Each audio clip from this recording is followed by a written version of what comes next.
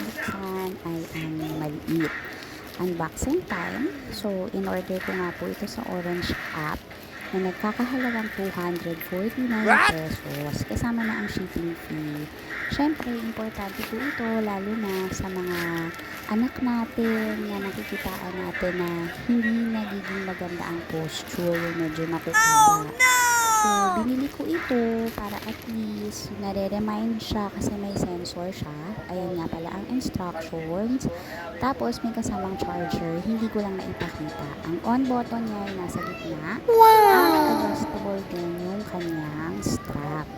Yan na nga, binili ko to para ma-maintain ng aking dalaga yung posture niya. So, nasisense ng machine na to kung siya ay nag-uumpisa ng makuha, nakaupo, di ba? Yeah, so, yun lamang po. Maraming salamat sa panonood. Don't skip the ads. God bless us all.